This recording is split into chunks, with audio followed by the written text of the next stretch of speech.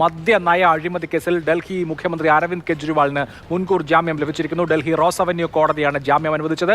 ഇന്നലെ അറസ്റ്റ് ചെയ്ത തെലങ്കാന മുൻ മുഖ്യമന്ത്രി കെ ചന്ദ്രശേഖർ റാവുവിന്റെ മകൾ കവിത റാവുവിനെ ഇഡി കോടതിയിലെത്തിച്ചു. ഇന്ന് രാവിലെ മുതൽ കവിതയെ ഇഡി ആസ്ഥാനത്ത് ചോദ്യം ചെയ്യുകയായിരുന്നു.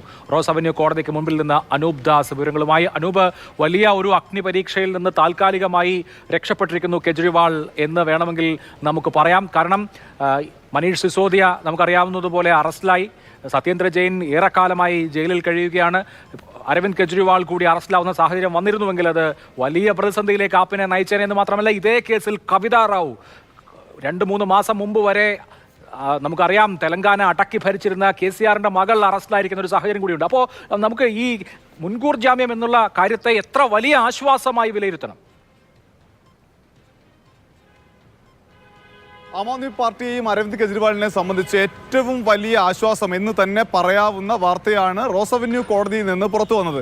കാരണം ആം ആദ്മി പാർട്ടിക്ക് പഞ്ചാബിലും ഡൽഹിയിലും ഹരിയാനയിലും മധ്യപ്രദേശിലും എല്ലാം പ്രചാരണത്തിന് മുന്നിൽ നിൽക്കാനുള്ള ഏകമുഖം അരവിന്ദ് കെജ്രിവാളാണ്. മനീഷ് സിസോദിയ എന്ന രണ്ടാമത്തെ മുഖം ജയിൽ കഴിഞ്ഞിട്ട് മാസങ്ങളായി. അതുകൊണ്ട് തന്നെ കെജ്രിവാൾ ഇല്ലാതെ മുന്നോട്ട് പോവുക എന്നത് ആം ആദ്മി പാർട്ടിയെ സംബന്ധിച്ച് ഈ തിരഞ്ഞെടുപ്പിൽ ചിന്തിക്കാൻ കഴിയാത്തതായിരുന്നു.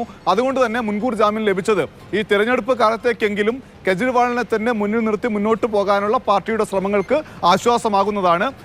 അഭിലാഷ് തന്നെ പറഞ്ഞ പോലെ കവിത റാവു എന്ന് പറയുന്ന വലിയ നേതാവ്, തെലങ്കാന അടക്കി ഭരിച്ച ചന്ദ്രശേഖർ റാവുവിൻ്റെ മകൾ ഇപ്പോൾ അകത്തായി. ഒപ്പം തന്നെ മറ്റു പ്രധാന മനീഷ് സിസോദിയെ പോലുള്ള നേതാക്കൾ, ഇങ്ങനെ വലിയ നേതാക്കൾ ജയിലിലായി പോയ കേസിലാണ് മറ്റൊരു വലിയ നേതാവ് ജയിലിലേക്ക് പോകുന്നതിൻ്റെ പടിക്കൽ നിന്ന് ഇപ്പോൾ തിരഞ്ഞെടുപ്പിന് തൊട്ട് മുൻപ് പുറത്തു വന്നത് എന്നത് നമ്മൾ കാണേണ്ട പ്രധാനപ്പെട്ട വിഷയമാണ്.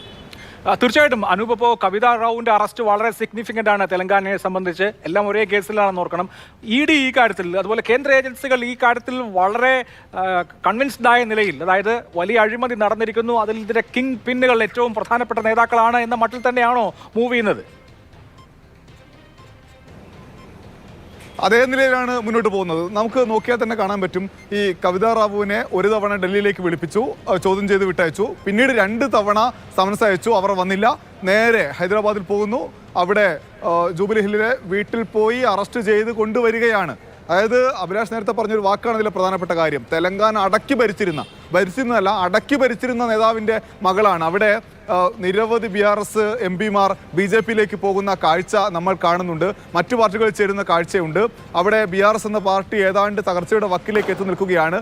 ആ തകർച്ചയുടെ വക്കിലെത്തി നിൽക്കുന്ന പാർട്ടിയിൽ നിന്നാണ് തെരഞ്ഞെടുപ്പ് പ്രഖ്യാപിക്കുന്നതിൻ്റെ തലേ ദിവസം ഒരു പ്രധാനപ്പെട്ട നേതാവിനെ തൂക്കി ED ഡൽഹിയിലേക്ക് വരുന്നത്. ഇന്ന് തന്നെ ഒരു പക്ഷേ കോടതി മുൻകൂർ ജാമ്യം അനുവദിച്ചിരുന്നില്ല എങ്കിൽ അരവിന്ദ് കെജ്രിവാളിൻ്റെ കാര്യത്തിൽ എന്ത് സംഭവിക്കുമായിരുന്നു എന്നത് വളരെ പ്രധാനപ്പെട്ടതാണ്. ഒരുപക്ഷെ അറസ്റ്റിലായേനെ. മനീഷ് സിസോദിയ ഉപമുഖ്യമന്ത്രിയായിരുന്നു ഡൽഹിയുടെ, അദ്ദേഹം ജയിലിലാണ്. ഒപ്പം തന്നെ ആം ആദ്മി പാർട്ടിയുടെ തന്നെ മറ്റൊരു പ്രധാനപ്പെട്ട നേതാവ് സഞ്ജയ് സിംഗ് ജയിലിലാണ്, അത് മറ്റൊരു കേസിലാണ്.